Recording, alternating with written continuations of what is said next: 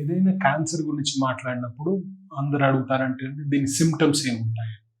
Kidney cancer especially ఏదైనా cancer తీసుకున్నామంటే మనం ఎర్లీ స్టేజెస్లో ఏ స్టేజ్లో అయితే మనం దీన్ని క్యూర్ చేయగలమో ఆ స్టేజ్లో సిమ్టమ్స్ ఏముండవు.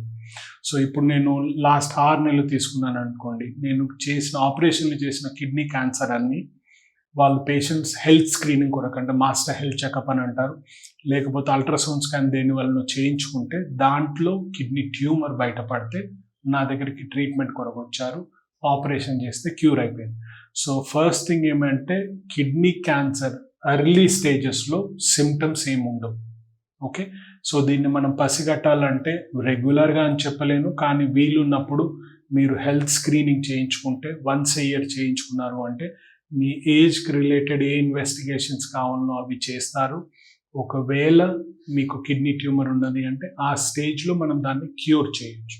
Okay, so kidney tumour early స్టేజ్లో దానికి సిమ్టమ్స్ ఏముండవు.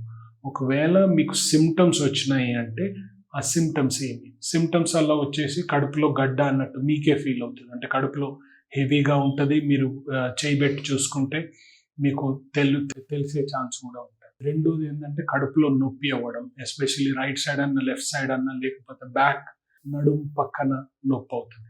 మూడోది ఏంటంటే మూత్రంలో రక్తం రావడం, అంటే మీకు కనబడేట్టుగా మూత్రంలో రక్తం రావడం. ఈ మూడుట్లలో ఏదున్నా కానీ మీకు ఇన్వెస్టిగేషన్ చేయించుకోవడం కరెక్ట్ అండి. ఈ మూడుట్లో మోస్ట్ సీరియస్ సిమ్టమ్ ఏమి అంటే మూత్రంలో రక్తం రావడం.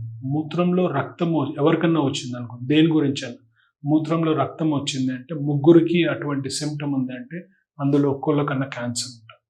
సో మూత్రంలో రక్తము మీరు కనబడ్డది అంటే అది చాలా సిగ్నిఫికెంట్ సిమ్టమ్. ఎవరికన్నా మూత్రంలో రక్తం కనిపించినది అంటే ప్లీజ్ ఇన్వెస్టిగేషన్స్ చేయించుకోండి, దానికి కారణం ఏందో తెలుసుకొని దాన్ని ట్రీట్ చేయడం కరెక్ట్. సో ఇవి సిమ్టమ్స్ వచ్చేసి ఇవి 3 అన్నట్టండి. ఏవి? కడుపులో గడ్డలాగా మీకు తెలియడము, కడుపులో నొప్పి అవడము, లేకపోతే మూత్రంలో రక్తం రావడం. కానీ ఆ 3 ఉన్నాయి అంటే ఆల్రెడీ అడ్వాన్స్ స్టేజ్లో ఉన్నది కిడ్నీ ట్యూమర్ అన్నట్టు. సో ఇప్పుడు నేను సిమ్టమ్స్ చెప్పాను, ఎర్లీ స్టేజెస్లో పికప్ చేయడానికి ఏముంటుంది అంటే ఎలా చేయొచ్చు అని చెప్పాను. సో కిడ్నీ రిస్క్ ఏమి అంటే ఎవరికి ఎక్కువ క్యాన్సర్లు వస్తుంటాయి? సో కిడ్నీ క్యాన్సర్ రిస్క్ వచ్చేసండి జనరల్గా మేము ఏమంటామంటే 2 అంటాం, కామన్గా తెలిసేది. ఒబిసిటీ, ఇప్పుడు మీకు కడుపు పెద్ద అంటే లావుగా ఉన్నారు, ఎస్పెషల్లీ కడుపు చాలా పెద్దగా ఉంది అంటే అదొక రిస్క్ ఫ్యాక్టర్.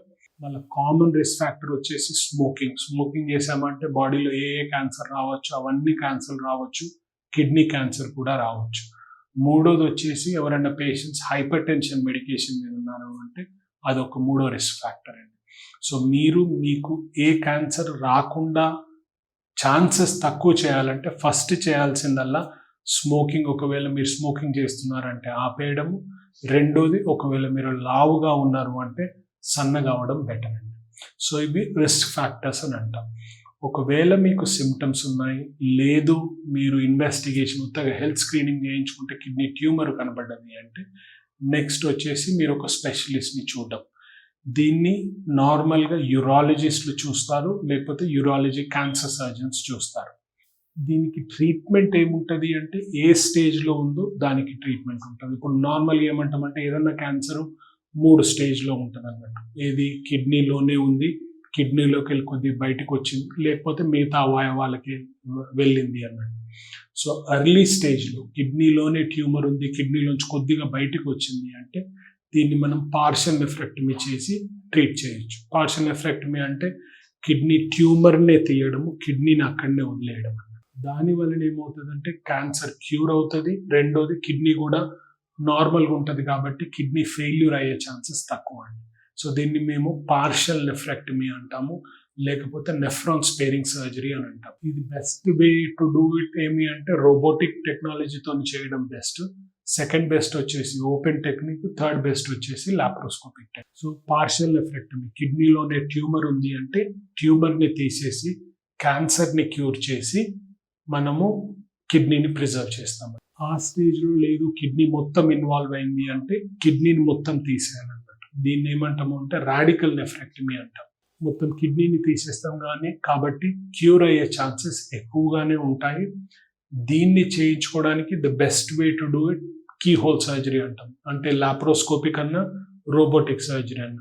దీంట్లో లాప్రోస్కోపీకి రోబోటిక్ ఏమి డిఫరెన్స్ లేదు, as long as minimal invasive, అంటే పెద్ద కట్ కాకుండా చిన్న కట్తో చేయడం బెటర్ అన్నమాట. తర్వాత లేదు ఆ టెక్నాలజీ లేదు అంటే ఓపెన్ సర్జరీ చేసినా కానీ క్యాన్సర్ క్యూర్ అయ్యే ఛాన్సెస్ సేమ్ ఉంటాయి. ఒకవేళ క్యాన్సర్ ఎక్కువగా స్ప్రెడ్ అయింది, ఒకవేళ ఈ క్యాన్సర్ లంగ్స్కి వెళ్ళింది, అటువంటి పరిస్థితుల్లో నార్మల్గా ఏమంటే మెడికల్ ట్రీట్మెంటే ఉంటుంది.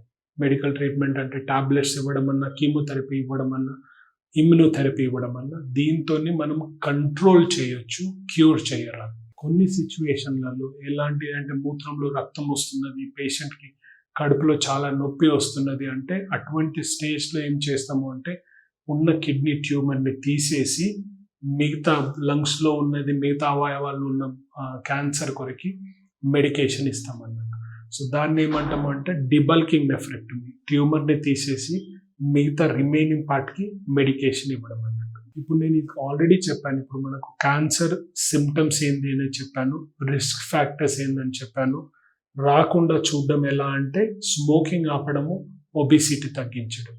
అదర్ బిగ్గెస్ట్ థింగ్ ఏమి అంటే having a healthy life style అండి. హెల్దీ లైఫ్ స్టైల్ అంటే more vegetarian based diet, more fresh food and less sugary diet. వీటి వల్ల ఏమవుతుందంటే ఓవరాల్ హెల్దీ ఉంటాం కాబట్టి ఇలాంటి క్యాన్సర్స్ వచ్చే ఛాన్సెస్ తక్కువ. లాస్ట్ థింగ్ ఒకటి మెన్షన్ చేయాల్సింది ఏంటంటే ఇది సిండ్రోమ్స్ ఉంటాయి, అంటే కొందరికి ఏమంటే వంశపారంపర్యంగా వస్తాయి. ఈ మధ్యలో ఏమవుతుందంటే ఈ కిడ్నీ క్యాన్సర్ అనేది 20-year-old 30-year-oldలో కూడా వస్తుంది. అటువంటి పరిస్థితుల్లో మనకు తెలిసింది ఏమి అంటే ఇది వంశపారంపర్యంగా వచ్చింది. అటువంటి పరిస్థితుల్లో వీళ్ళకు జెనెటిక్ టెస్ట్ చేసి వాళ్ళల్లో ఆ జెనెటిక్ మ్యూటేషన్ ఉంది అంటే మిగతా ఫ్యామిలీ మెంబర్స్ వాళ్ళు కూడా హెల్త్ స్క్రీనింగ్ చేయడం వల్ల ఒకవేళ వాళ్ళు కూడా ఈ మ్యూటేషన్ ఉంది అంటే ఈ క్యాన్సర్స్ని ఎర్లీ స్టేజ్లో పికప్ చేసి క్యూర్ చేయడానికి ఎక్కువ ఉంటాయి. 3-4 జెనెటిక్ సిండ్రోమ్స్ ఉన్నాయి. ఒకవేళ ఏజ్ 40 కన్నా తక్కువ ఉన్నది, లేదు ట్యూమర్ ఒకటి కాకుండా 2 ట్యూమర్స్ ఉన్నాయి అంటే ఆడవాళ్ళల్లో ఎస్పెషల్లీ ఇటువంటి ట్యూమర్లకి జెనెటిక్ అనాలిసిస్ చేయడం ఇంపార్టెంట్.